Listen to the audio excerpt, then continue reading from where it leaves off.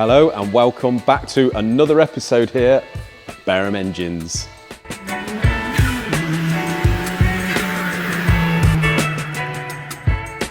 Right, what we've got here is new bits for a Lotus twin cam head. So this is the cylinder head here. What we've got to do is put new guides in it, new valve seats on the exhaust and the inlet.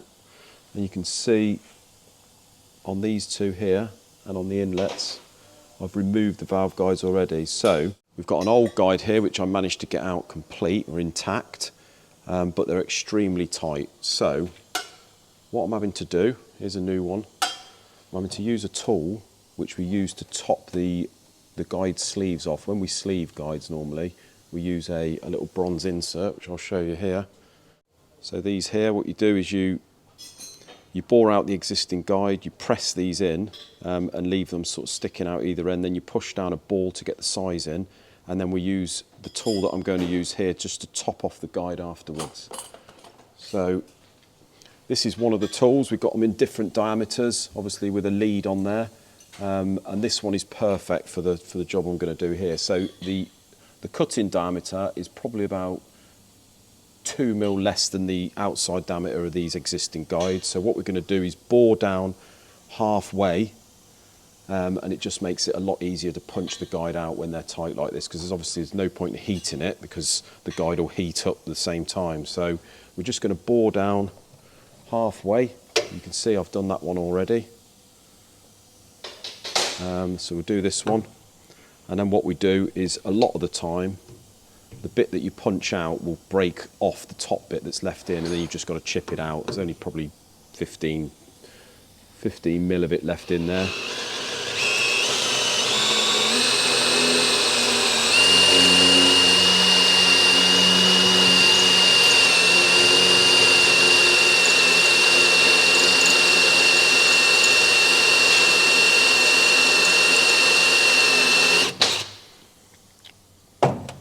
So that there's probably enough. See that? We've got a selection of sort of punches that we've made up over time in this drawer, and this one here has got correct lead and the right outside.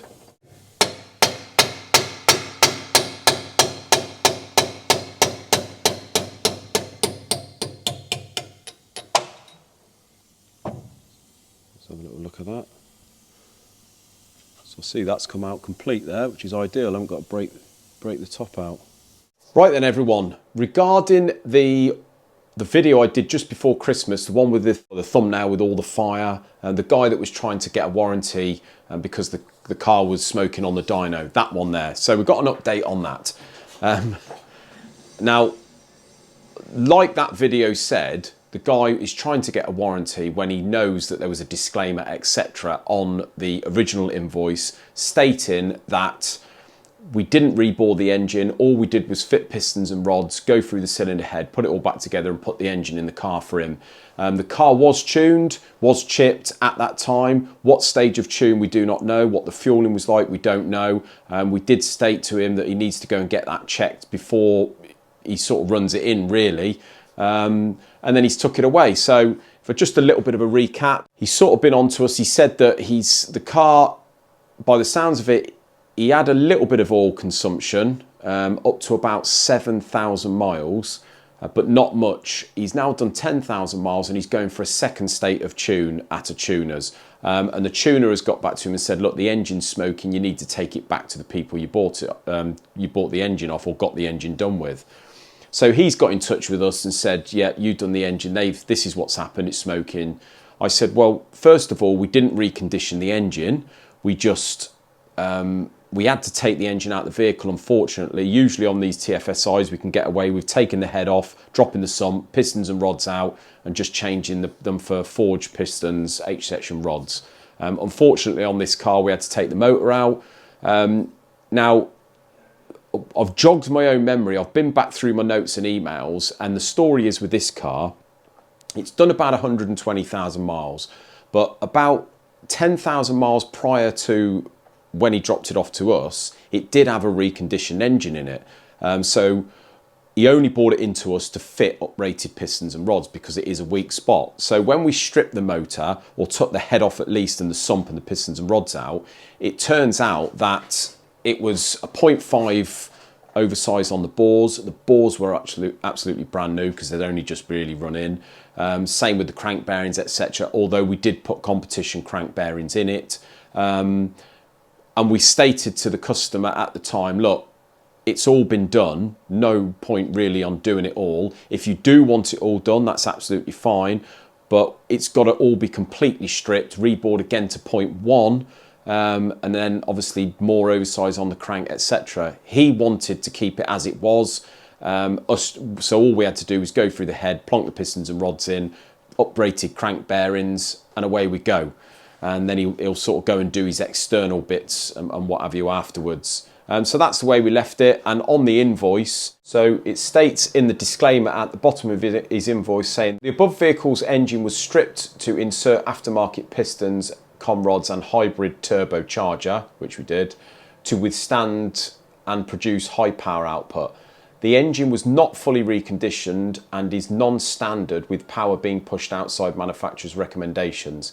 Barham Engines Limited therefore holds no responsibilities for any further issues on this vehicle because of this. Also, the cylinder block was not rebored and was only deglazed to take new pistons under customer's instructions. Therefore, Barham Engines Limited holds no responsibility for any oil burning, smoking, oil consumption or cylinder compression issues because of this from this day forward. The customer accepts this disclaimer by paying for the invoice in full. That's what's happened. So he's come back to me. I didn't know at the start whether there was a bit of confusion over this and what we'd actually done and what he thought we'd done. Explained that fully to him. The emails and messages went on over Christmas between himself and I, but he just didn't seem to be getting it. And then we get back in the new year and he sort of gets into touch and says, I want to send the vehicle down to you to be sorted. And I said, listen, explained it again. I said, what you need to do, it sounds a bit more at the moment like we need to, it could be something external like a PCV, breather system or something like that. So you need to get a technician who specialises in this type of vehicle to have a look at something external because it doesn't sound like an engine issue. I did get to speak to the tuner, the actual guy that was tuning it, and he stated to me that it was smoking on idle occasionally and occasionally smoking on the overrun of the engine, but not on acceleration. So I said, that's what you need to get someone to do. He then emails me yesterday saying that he spoke to about 4 or 5 people that specialise in these and they don't want to get involved with it. They recommend that he brings the car back to me, and that's what he would like to do because he spent a lot of money with me and he wants it sorted. And I said, listen, if it's anything on the engine that is outside of the disclaimer and within warranty, we will do if it creates an issue, not a problem. But I'm just trying to point you in the right direction here because I don't think it's an engine issue. But not only that, these 4 or 5 people you spoke to must be under the illusion that you've had it reconditioned here. You haven't given them the full story. Give them the invoice and show them what's been done and show them the disclaimer there, and they'll probably have a better understanding. Not only that, but you probably get them to speak to the tuner and give them the symptoms. But he didn't seem to want to have it. So at this stage, guys, I'm just trying to get through to him what has actually been done, what is warranted, what's not warranted. You know, at the end of the day, this car is pushed way beyond its limits. He wants twice the horsepower that it produces normally. So he may have issues outside the engine, but we are an engine builders. We do the engines. We don't really get involved with everything external, all the bolt-on bits, apart from the turbocharger. So that's up to him. But yeah, let me know, guys, down in the comments what you think about this, what you think I should suggest. And yeah, a bit of an odd one trying to get through to people sometimes. Could bang your head up against the wall. Is that rolling? Yeah. Oh, okay. I better not say what I was going to say. On, No, I know not. Maybe we'll get banned from YouTube. We'll get banned. Banned from YouTube. It's not good. Yeah. So we do the first pre-tightening sequence, which is 15 foot-pounds.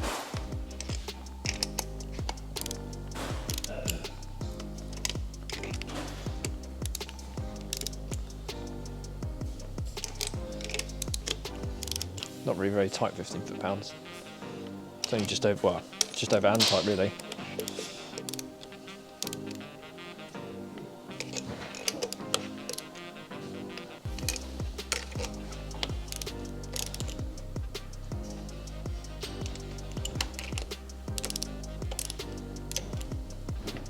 Right, so slack and bolts obviously.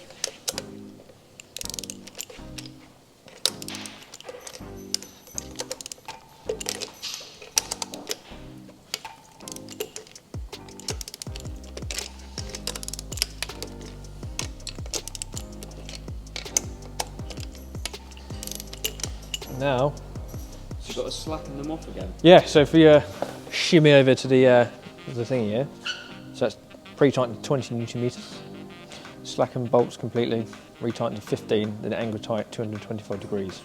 Slightly different, but yeah, nothing out of the ordinary really.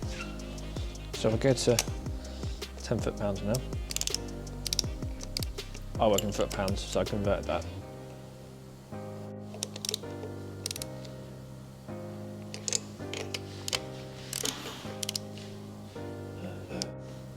There you go. Right, so now we can do the last stage now. 3, 4, 5, 6, 7, 8. 1, 2, 3, 4. Yep. Yeah. 5, 6, 7, 8. Yeah. I mean that's it there, but I mean. Right, so we've done the first. So we've done the first sequence. So I've done 20 Newton meters, slacken them off, then tighten them up to 15 Newton meters. Okay. And then the next one is 225 degrees. Right, okay, mate. So So the sequence is here, Paul tells me. So you've got 1, 2, 3, 4, 5, 6, 7, 8, and that's the sequence. All right, so we're going 225 degrees. should we hold that for you? Right there, mate. Yep.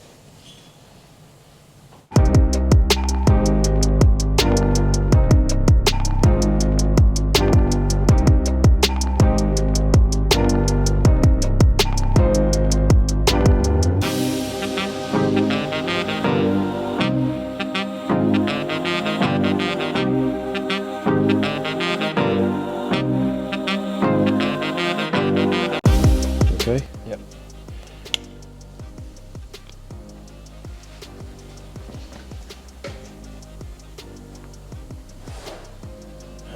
And there's this go.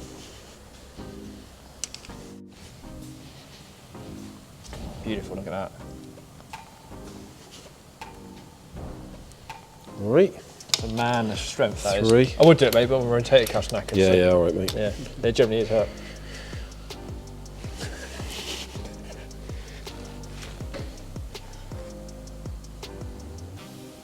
There we go, 4.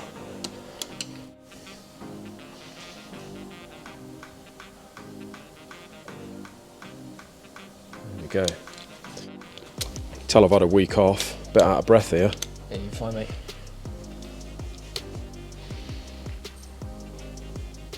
There you go. Sorry, mate, I did get that. Yep. There you go.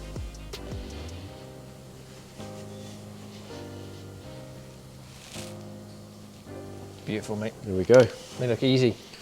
That's 1. Well, thanks very much for watching, guys. Until another episode, please like, subscribe, hit that notification bell, and we will see you on Friday. Thanks a lot.